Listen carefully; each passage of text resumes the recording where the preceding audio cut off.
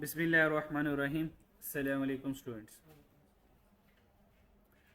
अच्छा जी, लास्ट बच्चों हम लोगों ने question number example number 10 solve की थी और मैंने क्या कहा था, total stock out cost for the year calculate करना सिखाई थी, जबकि ROL कितना था, 4500 था। ऐसे ही है। How to calculate total stock out cost, ये फॉर्मूला था, average stock out units multiply by stock out cost per unit multiply AD over OQ, यानी कि नंबर ऑफ ऑर्डर। हमने सबसे पहले क्या किया, स्टॉक आउट यूनिट्स कैलकुलेट किए। स्टॉक आउट यूनिट कैसे कैलकुलेट करते हैं, total demand during lead time का मुकाबला ROL से करते हैं। आंसर नेगेटिव में आया, स्टॉक आउट नहीं होगा। आंसर पॉजिटिव में आएगा तो स्टॉक आउट यूनिट्स आ जाएंगे। फिर 300 स्टॉक आउट यूनिट्स की प्रोबेबिलिटीज क्या है, हमने मल्टीप्लाई किया और उनको टोटल किया, तो ये जो 360 है, अब ये स्टॉक आउट यूनिट का क्या आ गया बच्चों, एवरेज आ गया। ठीक है, तो ये स्टॉक आउट यूनिट 360 आ गया। Stock out cost per unit 30 था, AD ओवर OQ से डिवाइड किया, तो ये मेरे पास स्टॉक आउट कॉस्ट आ गया। डन। फिर आप लोगों को मैंने क्वेश्चन नंबर एग्जाम्पल नंबर 11 में आपको एक होमवर्क दिया था कि आप करके आएंगे तो हमारी ज़िंदगी आसान हो जाएगी।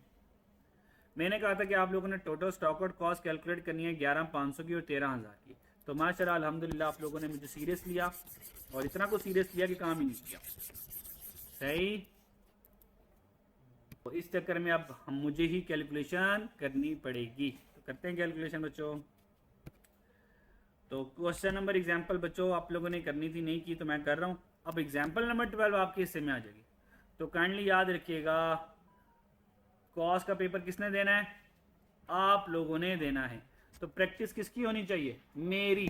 पेपर किसका, आपका। प्रैक्टिस किसकी, मेरी। बच्चों ऐसे तो नहीं चलेगा ना, अगर पेपर आप लोगों ने देना तो बच्चों प्रैक्टिस भी तो आप लोगों को करनी पड़ेगी ना। और रूल ये है कॉस्ट अकाउंटिंग में, जिसकी प्रैक्टिस ज़्यादा होगी सर, कॉस्ट का पेपर उसके लिए कुछ भी नहीं होगा। सही है। तो खाली सुक्के कंसेप्ट से काम चलेगा नहीं, कंसेप्ट के साथ साथ सर प्रैक्टिस बहुत ज़्यादा वाली ज़रूरी है। सर प्रैक्टिस करेंगे आप लोग अभी कि अगली बारी, इस वाले अटेम्प्ट में, अगली वाले अटेम्प्ट में प्रैक्टिस करेंगे, इस वाले अटेम्प्ट में, क्योंकि आपकी आखिरी अटेम्प्ट है और पहली अटेम्प्ट है।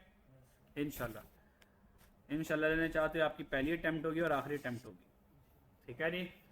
अच्छा जी, क्वेश्चन मैं सॉल्व करता हूँ। एनुअल डिमांड 108,000 है, OQ 60,000 है, लीड टाइम 22 दिनों का। आज चेक करें, प्रोबेबिलिटी के साथ डिमांड आ गई, और हालांकि पिछले वाले सवाल में प्रोबेबिलिटी के साथ लीड टाइम था, याद है ना आपको।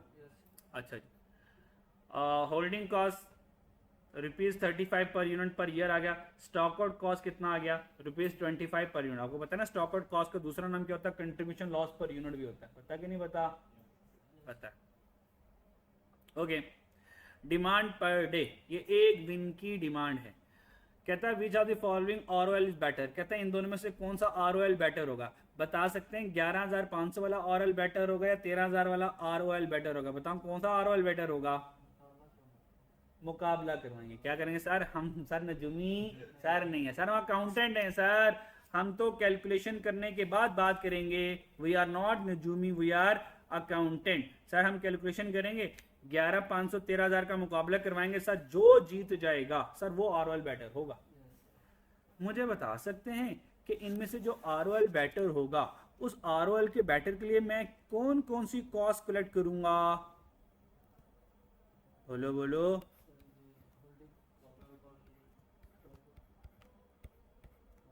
Total stock out cost. बच्चों कौन कौन सी कॉस्ट कैलकुलेट करूंगा, टोटल होल्डिंग कॉस्ट और टोटल स्टॉक आउट कॉस्ट। इन दोनों को क्या करूंगा, कैलकुलेट करूंगा, और जिसकी कॉस्ट कम आएगी तो वो क्या होगा, बेटर होगा।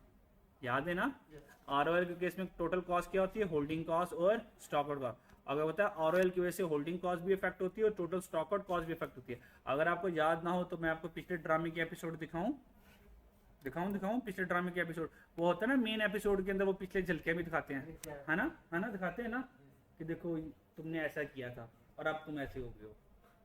ठीक है जी, चलो तो पिछले वाली एपिसोड में चलते हैं और आपको दिखाते हैं कि ROL की वजह से होल्डिंग कॉस्ट भी इफेक्ट होती है और स्टॉक आउट कॉस्ट भी इफेक्ट होती है। तो ROL का जब भी सवाल होगा तो उसकी टोटल कॉस्ट किसके इक्वल होगी, ROL की टोटल कॉस्ट किसके इक्वल होगी बच्चों, ROL के मुकाबले के लिए टोटल कॉस्ट जब कैलकुलेट करनी होगी तो टोटल कॉस्ट में कौन कौन आएगा, टोटल होल्डिंग कॉस्ट आएगी plus total stock out cost आएगी। ये मेरी बात याद रहेगी, ओके। और ये बात देखो मैंने पॉइंट नंबर 1 पे कैलकुलेट भी की थी, कहता है ROL, which ROL is better, calculate total holding cost safety stock के साथ वाला plus total stock out cost, दोनों को ऐड करेंगे और सिलेक्ट करेंगे वो ऑप्शन जिसकी टोटल कॉस्ट लोएस्ट होगी। डन बच्चों। अच्छा जी, होल्डिंग कॉस्ट सेफ्टी स्टॉक के साथ वाला फॉर्मूला पता ही है ना क्या कौन सा होता है? Okay okay okay okay okay, ठीक है जी। बैक टू द क्वेश्चन, इसका मतलब ये जो होल्डिंग कॉस्ट होगी ये सेफ्टी स्टॉक वाला होगा, सेफ स्टॉक वाला। डन बच्चों। चलो सबसे पहले हम 11,500 के लिए कैलकुलेशन करते हैं, फिर 13,000 के लिए कैलकुलेशन करेंगे। कोई टेंशन बच्चों?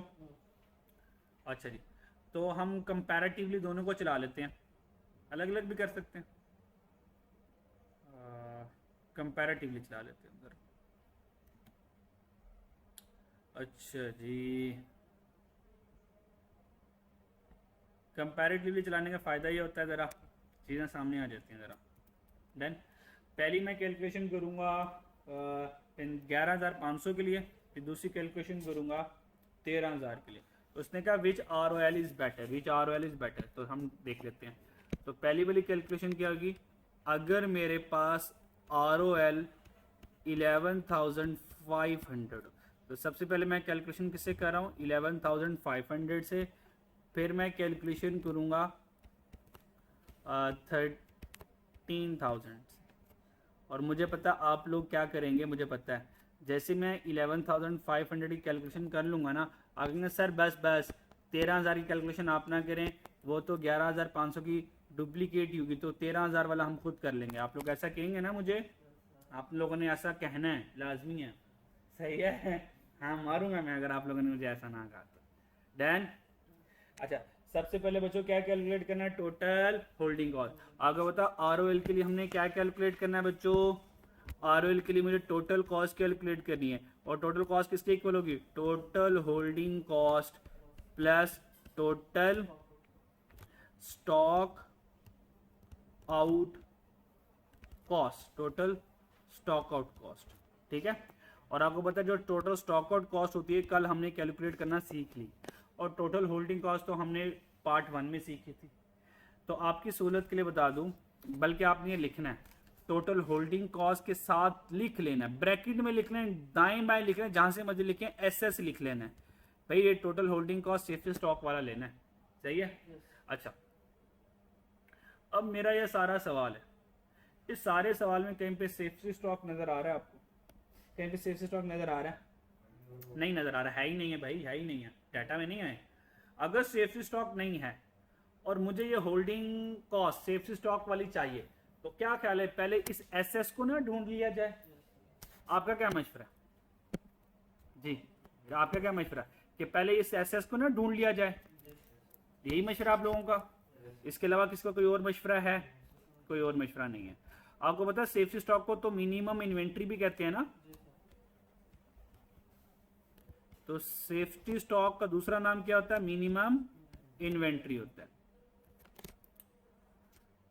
अच्छा जी, सेफ्टी स्टॉक का फॉर्मूला क्या होता है बच्चों, सेफ्टी स्टॉक का formula is equal to ROL, ROL minus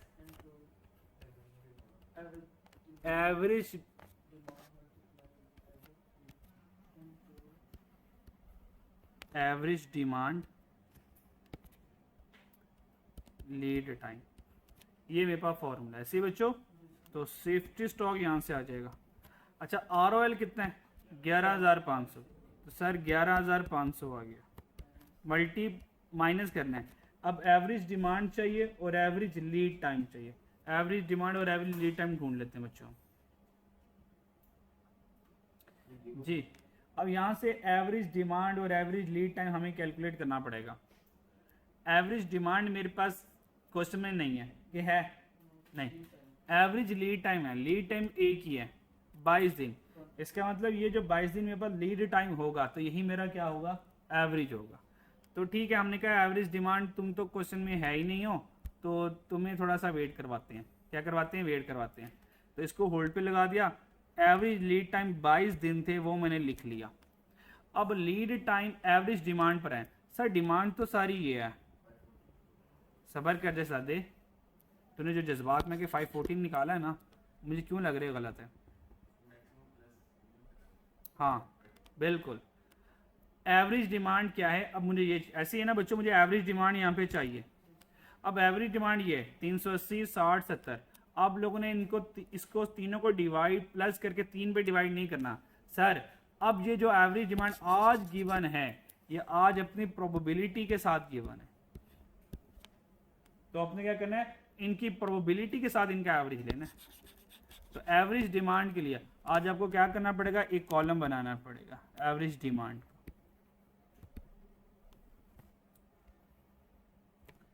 अच्छा जी, 380 डिमांड है, इसके चांसेस कितने हैं, 50%। तो 380 का 50% लो, क्या आता है 190।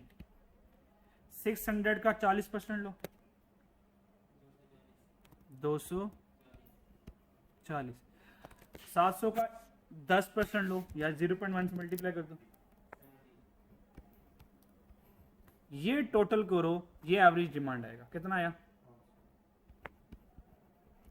This 500 is the average demand. ये आपको वर्किंग करनी पड़ेगी। कितना आ गया, 500 आ गया। तो बताएं सेफ्टी स्टॉक कितना आया,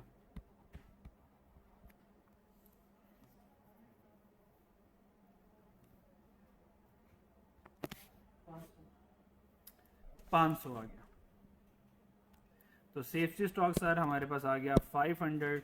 तो safety stock is equal to 500 का आ गया। यहां तक कोई टेंशन है तो मुझसे पूछ लें, यहां तक कोई टेंशन है तो बताएं। कोई टेंशन नहीं है, ओके आगे चलते हैं। इसका मतलब सेफ्टी स्टॉक आ गया, पर हमारी मंजिल तो सेफ्टी स्टॉक की तो नहीं है। हमारी मंजिल क्या है, टोटल होल्डिंग कॉस्ट। तो मुझे क्या कैलकुलेट करना है बच्चों, टोटल होल्डिंग कॉस्ट कैलकुलेट करनी है। टोटल होल्डिंग कॉस्ट का फॉर्मूला क्या होता है, holding cost per unit per annum multiply by OQ/2 plus safety stock. मेरी बात समझ आ रही है, मेरी बात समझ आ रही है। अब यहाँ पे ना दो तरीके हैं इसको सॉल्व, टोटल होल्डिंग कॉस्ट को दो तरीके हैं सॉल्व करने के। एक तरीका तो ये है, जो हम पहले वाला फॉर्मूला लगाया करते थे वही लगा लो। बच्चों पार्ट 1 में मैं यही वाला फॉर्मूला लगाता था ना, वो ये लगा लो। मुझे बताओ जब 13,000 का ROL कैलकुलेट करूंगा और उसकी भी जब मैं टोटल होल्डिंग कॉस्ट कैलकुलेट करूंगा, तो उसके लिए भी फॉर्मूला यही वाला नहीं आएगा, holding cost per unit per annum multiply by order quantity over 2 plus safety stock. मेरी बात समझ आ रही है? ओ हेलो बच्चों, क्या मेरी बात समझ आ रही है कि नहीं आ रही? अच्छा, इसका मतलब ये हुआ 11,500 का अपना सेफ्टी स्टॉक होगा और 13,000 का अपना सेफ्टी स्टॉक होगा। मेरी बात समझ आ रही है? अच्छा, अब मसला आया होल्डिंग कॉस्ट पर यूनिट का। किसका आया? होल्डिंग कॉस्ट पर यूनिट का। अब होल्डिंग कॉस्ट पर यूनिट क्या हमारे सवाल में है? होल्डिंग कॉस्ट पर यूनिट हमारे सवाल में है ₹35 पर यूनिट। नॉर्मली क्वेश्चन में गिवन होगी। इसका मतलब क्या हुआ, यहां पर मैंने क्या कर दिया, 35 पुट कर दिया। क्या कर दिया? 35 पुट कर दिया। ऑर्डर क्वांटिटी हमारे सवाल में है कितना? 60,000। तो यहां पर क्या कर दिया, 60,000 divided by 2 plus safe stock कितना है? 500 का। सही है, ये मेरे पास टोटल होल्डिंग कॉस्ट है। अब मेरी बात अभी कुछ लिखना नहीं है, कुछ लिखना नहीं है, मैंने मिटा देना है सारा कुछ लिखना नहीं है। मेरी बात समझ आ रही है? अब यहां पर आओ, इसका मतलब ये सारा कुछ होने वाला है। अच्छा, जब मैं 13,000 के लिए ये order quantity over 2 plus safety stock रखूंगा, तो 13,000 का सेफ्टी स्टॉक चेंज आएगा ना। होल्डिंग कॉस्ट पर यूनिट इधर भी 35 है तो इधर भी 35 रहेगा। ऑर्डर क्वांटिटी OQ/2 इधर भी 60 डिवाइडेड बाय 2 है सर, इधर भी तो 60,000 डिवाइडेड बाय 2 ही आएगा ना। क्या ख्याल है? इसका मतलब ऑर्डर क्वांटिटी/2 इधर वाला, ऑर्डर क्वांटिटी 2 इधर वाला, दोनों सेम है। तो अब जब ROL का क्वेश्चन आप लोग सॉल्व करने लगे और होल्डिंग कॉस्ट आप लोगों ने कैलकुलेट करनी हो, एक तरीका ये है, अब ये लिख लो, पूरा फॉर्मूला लिख लो, OQ/2 के साथ लिख लो। इसका शॉर्टकट ये है,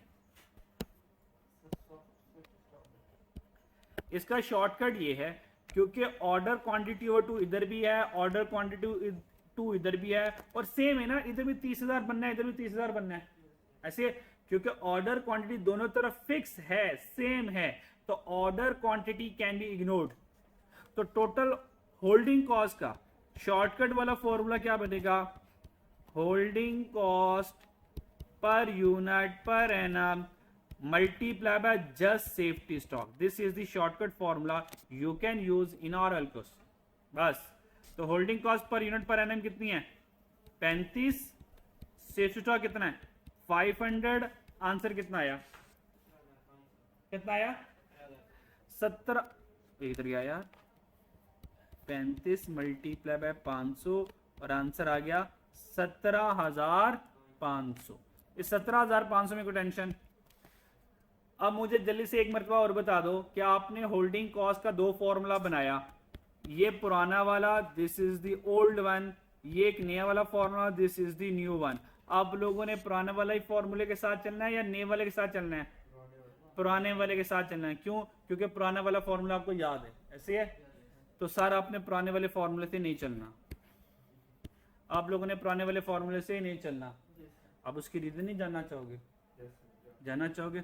हाँ, उसकी रीजन ये है, आगे चल के कैसा सवाल आएगा, आगे चल के कैसा सवाल आएगा, एग्जामिनर ऑर्डर क्वांटिटी नहीं गिवन करेगा, ऑर्डर क्वांटिटी गिवन नहीं करेगा। जब ऑर्डर क्वांटिटी गिवन नहीं करेगा, आप चाहकर भी ये वाला फॉर्मूला इस्तेमाल नहीं कर सकते, क्योंकि ऑर्डर क्वांटिटी गिवन नहीं है। एग्जामिनर चाहता है कि आप होल्डिंग कॉस्ट पर यूनिट को डायरेक्ट सेफ्टी स्टॉक से मल्टीप्लाई करके आंसर तक पहुंच जाओ। अब बताओ, पुराना वाला फॉर्मूला यूज करना चाहोगे? क्या चाहोगे पुराना वाला फॉर्मूला? नो सर, नहीं नहीं नहीं, सही है। तो सर अगर क्वेश्चन में ऑर्डर क्वांटिटी गिवन है, जबकि हमारे वाले सवाल में 60,000 थी, तो यूज कर लो। एक ऐसा सवाल आएगा, एक ऐसा सवाल आएगा जब ये ऑर्डर क्वांटिटी गिवन ही नहीं होगी, तो बताओ ऑर्डर क्वांटिटी वाला फॉर्मूला कैसे लगा सकता हूं मैं? नहीं लगाऊंगा ना। और उससे क्यों गिवन नहीं की होगी? उसको पता है दोनों तरफ से नहीं आना है, तो मैं नहीं भी गिवन करता, काम चल जाएगा। लेकिन ये बात समझ नहीं लगती अगर मैं इस तरह समझाता ना। ठीक है बच्चों? अच्छा जी, चलें जी। 35 सर, इसका मतलब बिल्कुल सर आपका सवाल वैलिड है। बच्चे का सवाल ये, सर देखिए 35 इधर भी आ रहा है, 35 इधर भी आ रहा है, सर ये भी तो 35 दोनों तरफ है ना, तो सर इसको भी उड़ा देते हैं। चलो सर उड़ा दिया, तो बता टोटल होल्डिंग कॉस्ट कैसे आएगी? क्या ख्याल है? टोटल होल्डिंग कॉस्ट फिर कैसे आएगी जब होल्डिंग कॉस्ट पर यूनिट उड़ा देंगे हम? कल सेफ्टी स्टॉक होल्डिंग कॉस्ट थोड़ी हो सकता है ना? ओके,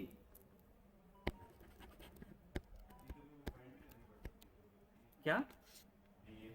नहीं नहीं, इस वाले लेवल 2 में ना भाई होल्डिंग कॉस्ट पर यूनिट तो हमने पार्ट 1 में ढूंढना सीखा था ना। इस वाले सवाल में होल्डिंग कॉस्ट पर यूनिट वो कैलकुलेट नहीं करवाता, वो गिवन कर देता है, क्योंकि इसके आगे बड़े मसले हैं, स्टॉक आउट कॉस्ट फाइंड करना मसला है यहाँ पे। ठीक है, तो यहाँ पे पुरानी चीजें नहीं किएगा। अच्छा, टोटल होल्डिंग कॉस्ट कैलकुलेट हो गई बच्चों? क्या टोटल होल्डिंग कॉस्ट कैलकुलेट हो गई? अब मुझे क्या करना है? अब मुझे क्या करना है? अब मुझे स्टॉक आउट कॉस्ट कैलकुलेट करनी है। चलें जी, स्टॉक आउट कॉस्ट कैलकुलेट करते हैं। रेडी है उसके लिए? Ready steady apple go. Total stock out cost calculate करते हैं। तैयार हैं आप लोग total stock out cost calculate करने के लिए? चलें जी, आ जाए। Total stock out cost calculate करने लगे हैं जनाब। बच्चों फॉर्मेट याद है टोटल स्टॉक आउट कॉस्ट का? मैंने क्या बनाया था? अब हम जाने जा रहे हैं टोटल स्टॉक आउट कॉस्ट। अब मैं total stock out cost calculate करने जा रहा हूँ। पहले मैंने क्या कैलकुलेट करना सीखा, टोटल होल्डिंग कॉस्ट, ये वाली लूंगा 11,000 17,500 वाला। यहाँ पे मैंने OQ2 वाला नहीं लिया। अगर मैं OQ2 लूंगा ना तो होल्डिंग कॉस्ट ज्यादा आएगी, पर उसे डीसी में फर्क पड़ने वाला नहीं आएगा, उसे डीसी में फर्क नहीं पड़ेगा बस, ठीक है नी। अच्छा, तो ये ओल्ड वाली नई वाली होल्डिंग कॉस्ट सेम नहीं आने वाली, ठीक है बच्चों। अच्छा, टोटल होल्डिंग कॉस्ट का फॉर्मेट पे आ जाए। टोटल होल्डिंग कॉस्ट के फॉर्मेट पे सबसे पहले हमने क्या लिखा था, याद है आपको? Total demand during lead time. Total demand during lead time. अच्छा, total demand during lead time, इसका मुकाबला किससे करवाना है? ROL से। तो जब ROL से मुकाबला करवाएंगे तो क्या आ जाएगा? स्टॉक आउट यूनिट्स आ जाएंगे। अच्छा, यहाँ पे हमारा ना एक वाले कॉलम से गुजारा कोई नहीं चलना, तो इसको उड़ा देते हैं। अच्छा जी, हमारे पास सबसे पहले आता है demand during, total demand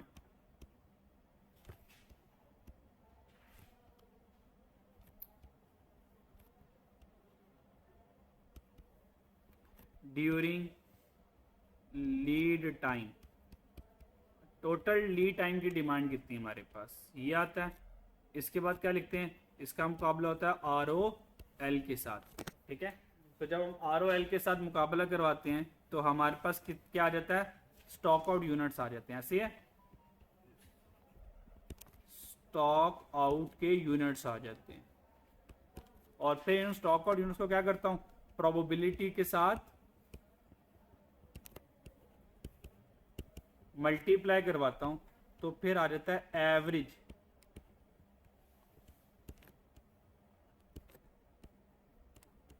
average stock out units. Done. अच्छा, अब आ जाओ जरा, डिमांड ड्यूरिंग लीड टाइम कितनी है?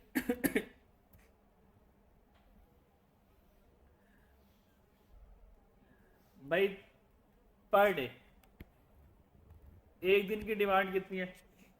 एक दिन की डिमांड कितनी है? 380। और लीड टाइम कितना है?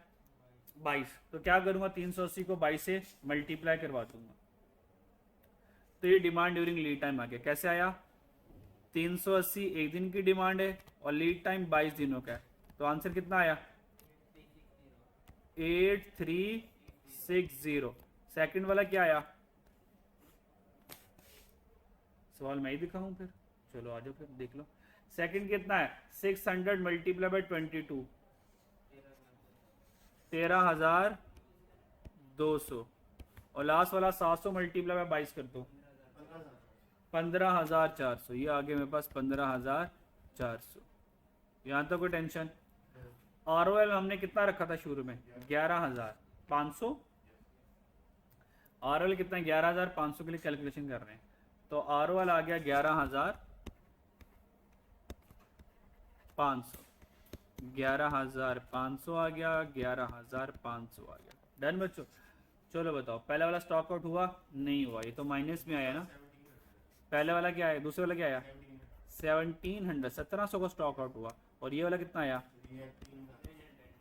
3900। काफी हो गया। अच्छा जी, 3900।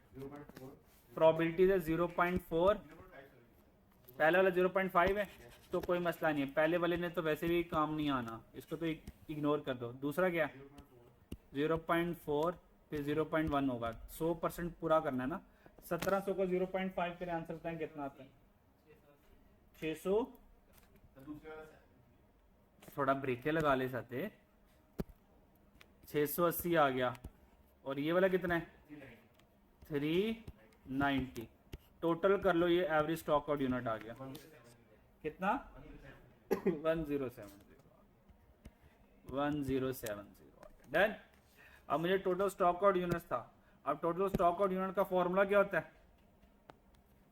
Average stock out units, average stock out units multiply by stock out cost per unit. वो कितना है? 25 आ गया। उसके बाद क्या था? एडी ओवर ओक्यू, तो ये एडी आ गया और ओक्यू 60,000 आ गया। डन। तो स्टॉक आउट कॉस्ट 25 आ गई,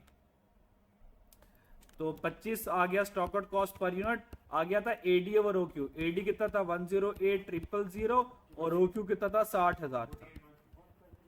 आंसर इज हाँ 48150, 48150। ऐसे ही बच्चों, यहां तक कोई टेंशन,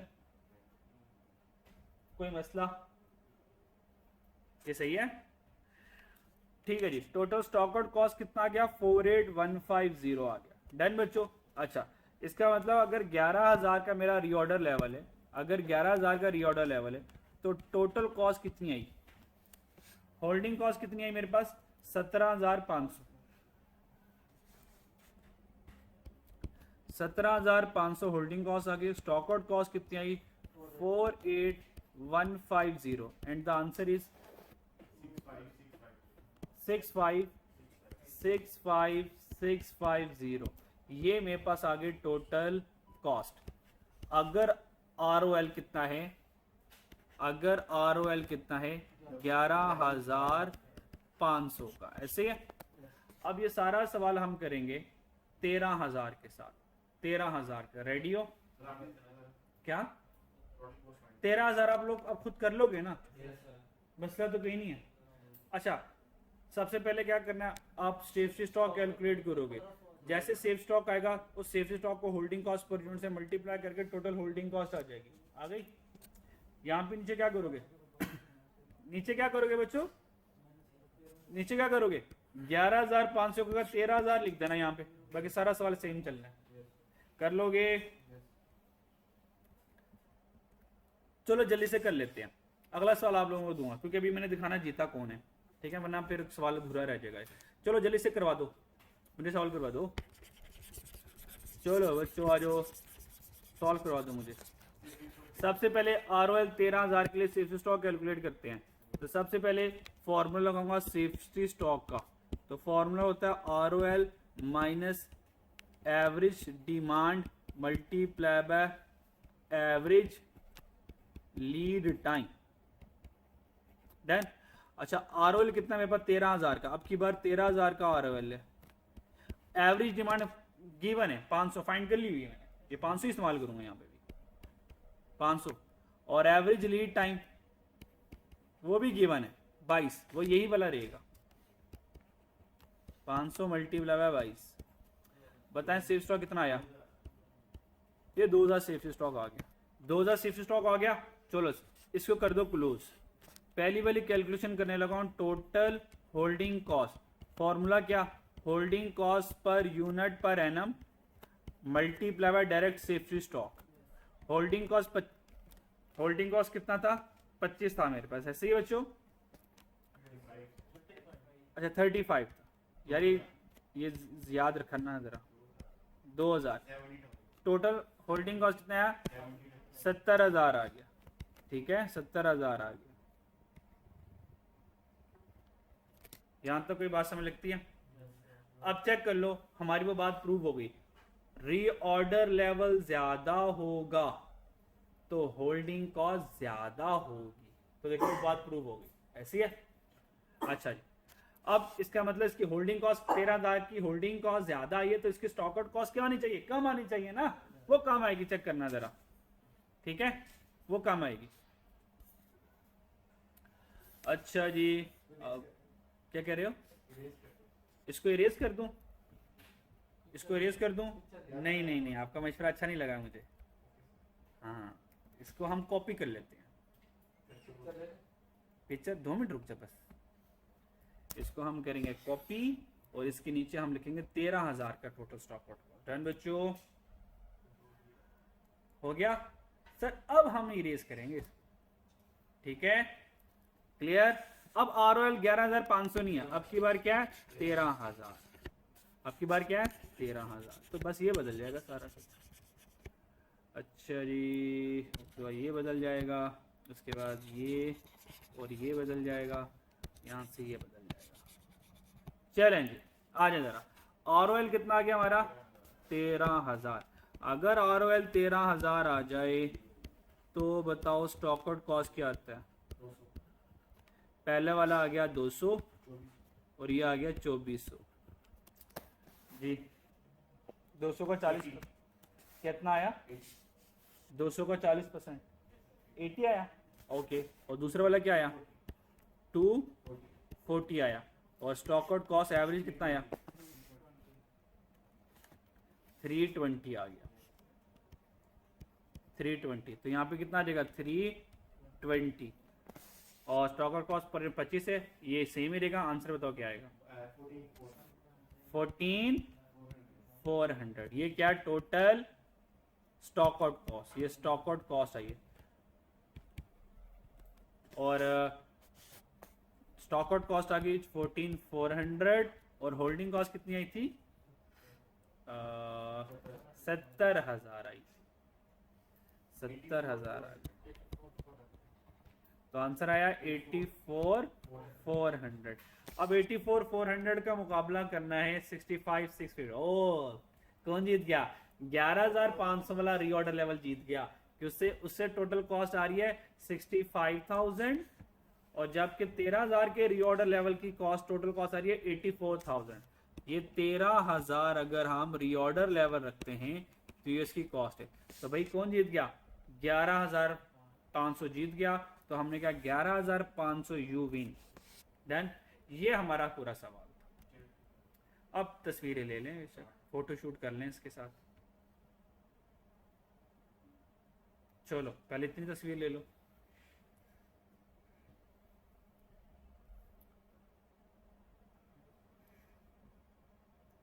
और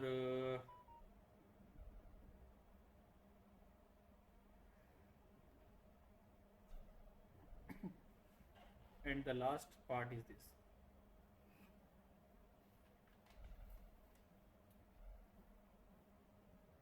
डन बच्चों? यहाँ तो कोई सवाल पूछना है, कोई कंसेप्ट पूछना है, वो मेरे से पूछ लो।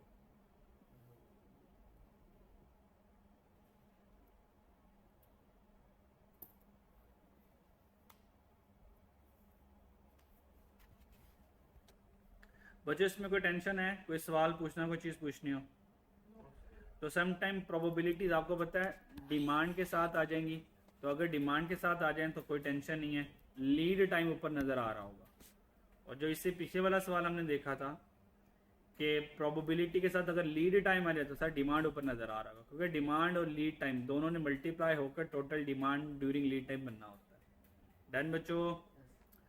और एक बात याद रखनी है कि अगर प्रोबेबिलिटीज गिवन हो तो स्टॉक आउट यूनिट को प्रोबेबिलिटी से मल्टीप्लाई करवाई के जो आंसर आएगा उनका सम करेंगे तो एवरेज आएगा। प्रोबेबिलिटी में एवरेज प्रोबेबिलिटी से मल्टीप्लाई करके सम करने के बाद जो 360 आया ये एवरेज आएगा। ठीक है, तो प्रोबेबिलिटी का एवरेज प्रोबेबिलिटी के साथ लेते हैं, वो अरिथमेटिक मीन वाला एवरेज नहीं लेते। ठीक है, हाँ, क्योंकि प्रोबेबिलिटीज हैं तो प्रोबेबिलिटी में एवरेज, प्रोबेबिलिटी की वैल्यूज का एवरेज लेना है। सही।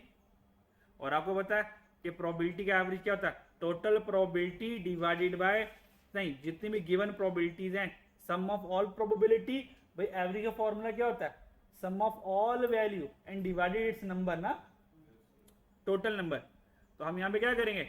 सम ऑफ ऑल प्रोबेबिलिटी, वो 90 और 270 360 है, और आपको पता है डिवाइड बाय टोटल प्रोबेबिलिटी हमेशा 1 होती है। क्या होती है? टोटल प्रोबेबिलिटी 1 होती है। दैट्स व्हाई नजर नहीं आ रहा होता हमें। आगे चलते हैं। ये कॉन्सेप्ट ऐसा है जो आई कैप ने जिंदगी में एक बार पूछा, उसके बाद आज तक कभी नहीं पूछा। सही है, ये एक बार हिस्ट्री में आया हुआ ये वाला कॉन्सेप्ट, उसके बाद उसने कभी भी नहीं पूछा।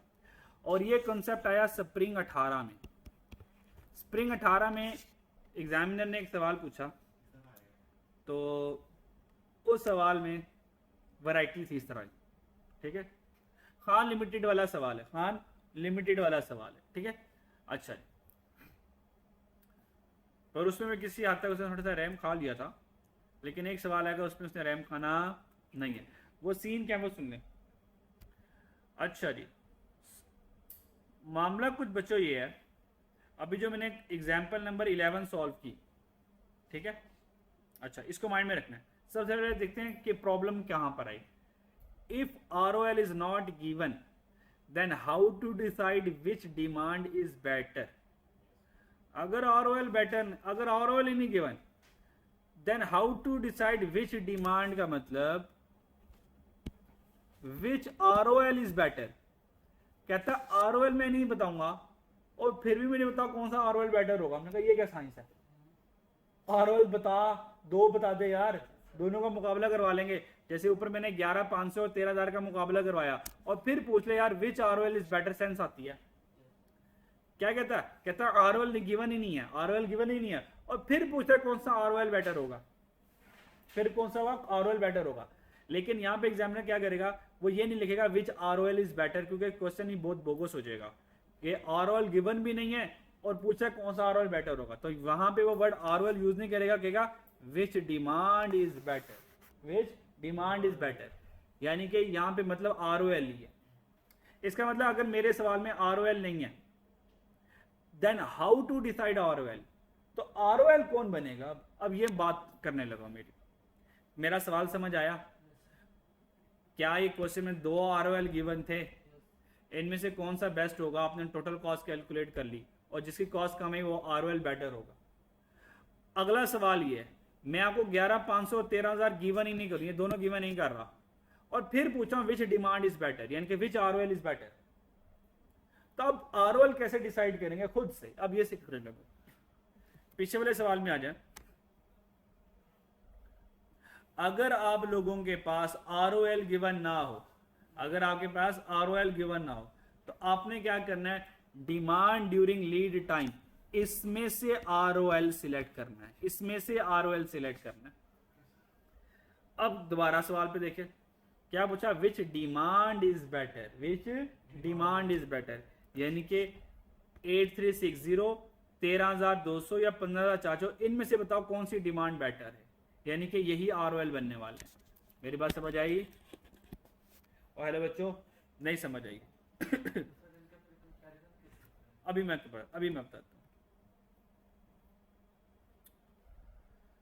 बताता हूं आप लोगों को।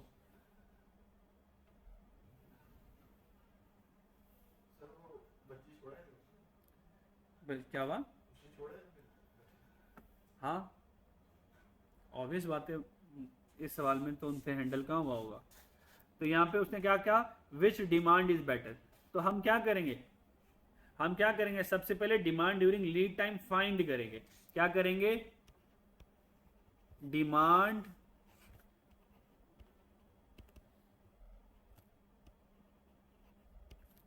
ड्यूरिंग लीड टाइम सबसे पहले सवाल में फाइंड कर लेंगे। अच्छा ये फाइंड कैसे करेंगे, वो पुराना वाला तरीका, भाई डिमांड लीड टाइम दोनों को मल्टीप्लाई करके हमने demand during lead time find कर लिया। अब पहला वाला डिमांड ड्यूरिंग लीड टाइम क्या था, वो पिछले वाले सवाल में फाइंड किया था, क्या था 8360। तो पहले क्या आ गया 8360, दूसरे वाला क्या था 13,200 आ गया, फिर आ गया 15,400, तो यहां पर क्या आ जाएगा 15,400 आ जाएगा। डन। एक शॉर्टकट बताता हूं, वो शॉर्टकट है भी है और नहीं भी है, वो शॉर्टकट भी है और नहीं भी है, ठीक है। जो आपने demand during lead time find कर ली, इसके बाद क्या करना है आप लोगों ने, लाजमी, दिस इज द लाजमी कंपल्सरी है, आप लोगों ने यहां पे एक एवरेज डिमांड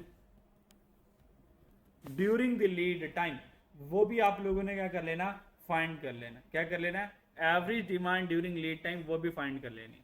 अब ये average demand during lead time कैसे आएगा, हाँ अब इसमें प्रोबेबिलिटी वाला सीन आएगा। अब एवरेज डिमांड सुन ले बच्चों कैसे आएगा, ये सुन लें। एवरेज डिमांड इस तरह से आएगा 8360, 13,200 और 15,400, और प्रोबेबिलिटी कौन सी गिवन थी हमारे पास 0.5, 0.4, 0.1, तो ये आ जाएगा 0.5, 0.4, 0.1 आंसर बताओ क्या आता है? 4180। दूसरा जी क्या? 5280 और तीसरे वाला 1540। टोटल करो क्या आता है?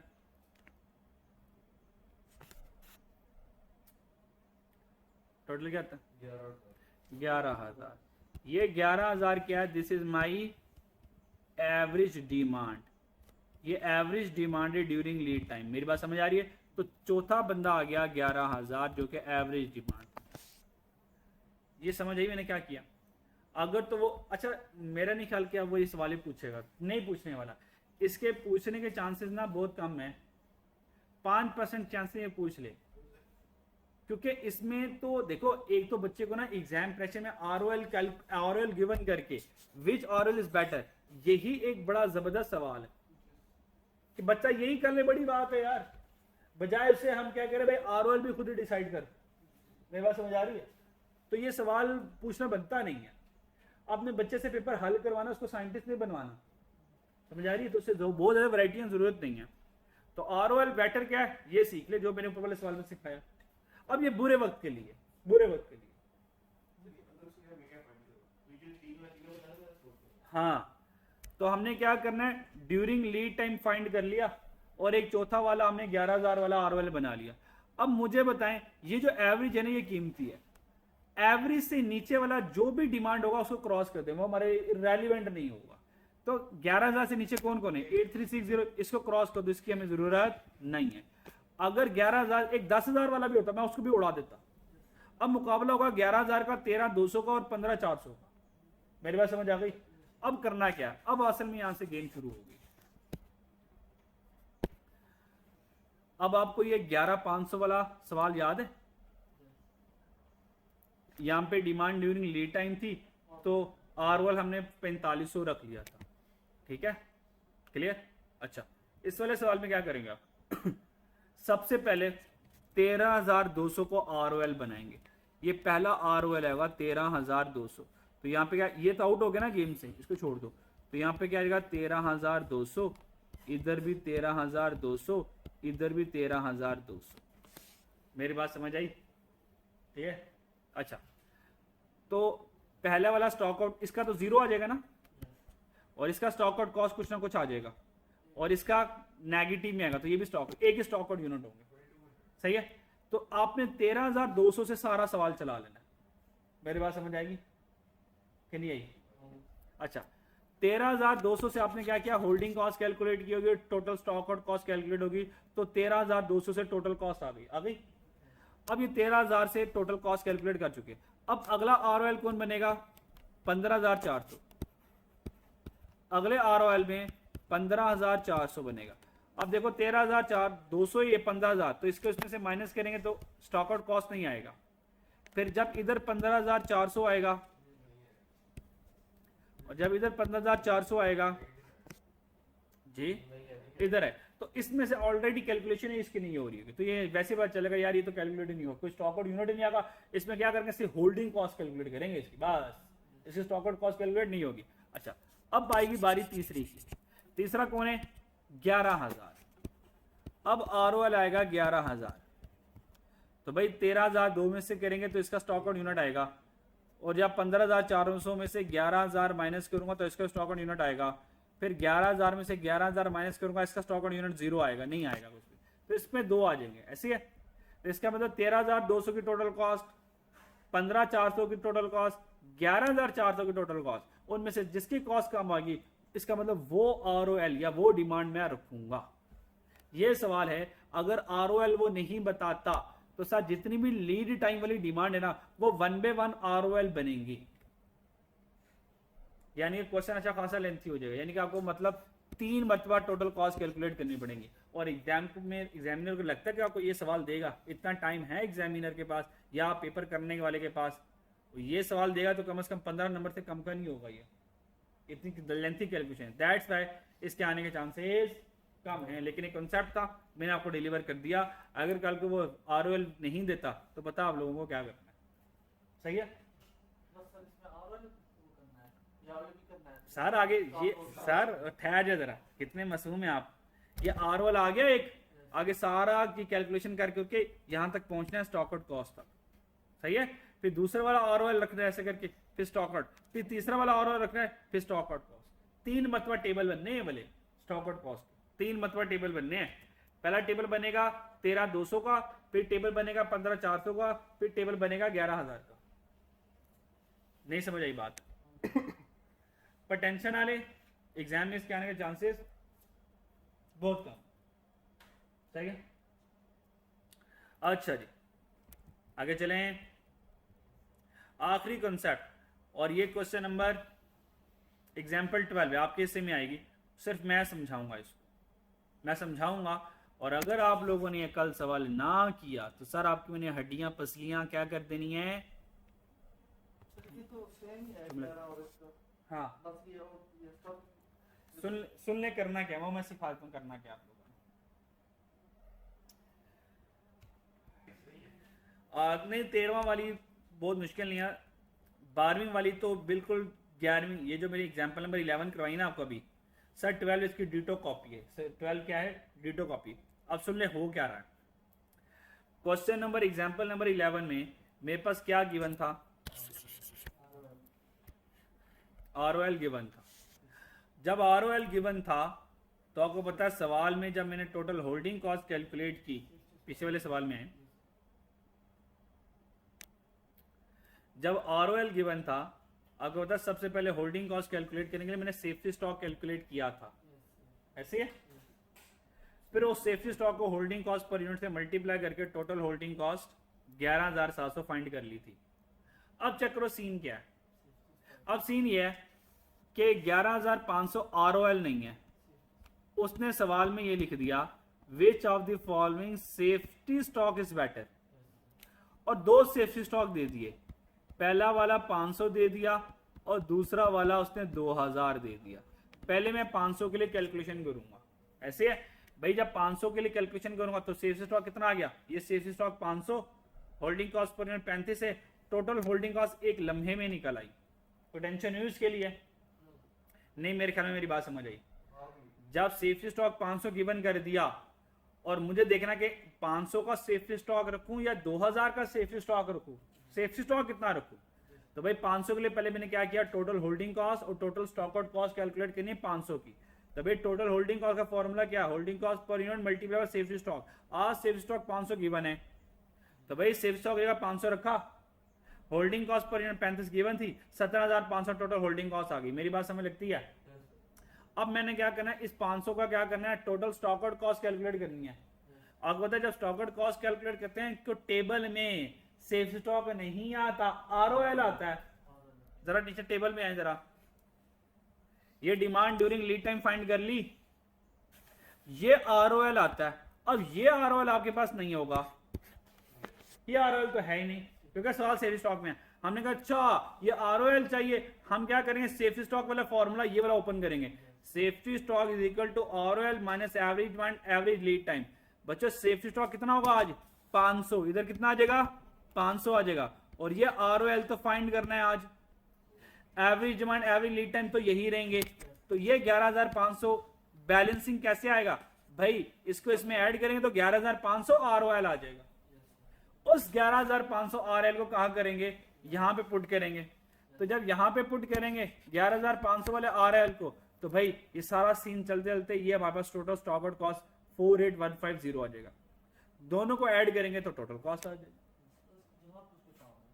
सेफ्टी स्टॉक और होल्डिंग कॉस्ट का सारा सवाल सेम है। अगर आरओएल गिवन करता है, अब राज की बात बता रहा हूं, अगर वो आरओएल गिवन करता है तो सर सेफ्टी स्टॉक हम खुद फाइंड करते हैं।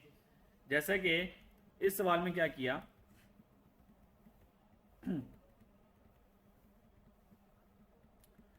अच्छा इस सवाल में क्या किया, आरओएल गिवन किया, सर मैंने सेफ्टी स्टॉक खुद फाइंड किया। और जब वो सेफ्टी स्टॉक गिवन कर दे तो सर सेफ्टी स्टॉक का फॉर्मूला लगाकर ये आरओएल मैं खुद फाइंड करूंगा, बाकी सारे स्टेप सेम है। अब यहां पर है एग्जाम्पल नंबर 11 में, अब उसने क्या किया, which of the following safety stock is better. कह रहा 1500 का 500 का सेफ्टी स्टॉक रखूं या 2000 का रखूं।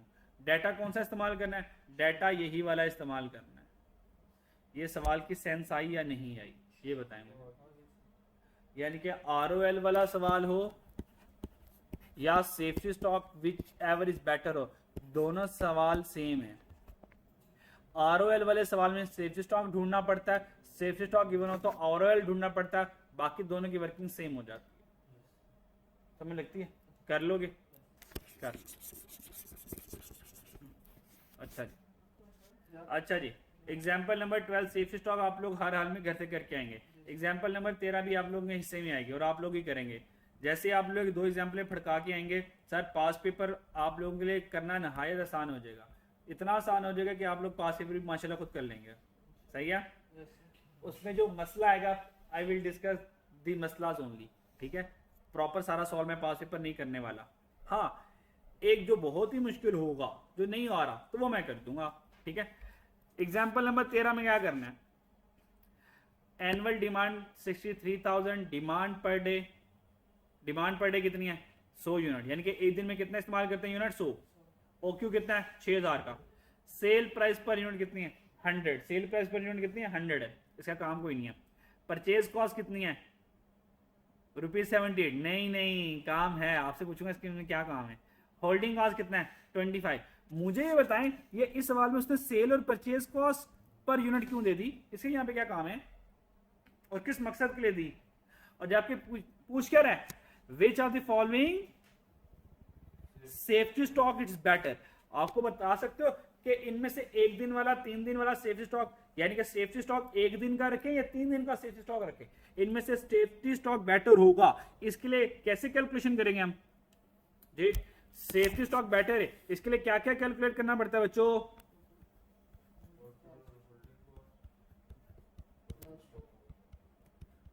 टोटल होल्डिंग कॉस्ट और टोटल स्टॉक आउट कॉस्ट, ऐसे ही है। अब मुझे सोच के बताओ कि सेल प्राइस और परचेज प्राइस यहां पे क्या करनी है? कोई हिंट मिलता है? हाँ, वेल डन सर। इसको माइनस करेंगे तो कंट्रीब्यूशन पर यूनिट निकलेगा और यही कंट्रीब्यूशन तो stock out cost per unit है जो कि यहां पे इस्तेमाल होगी।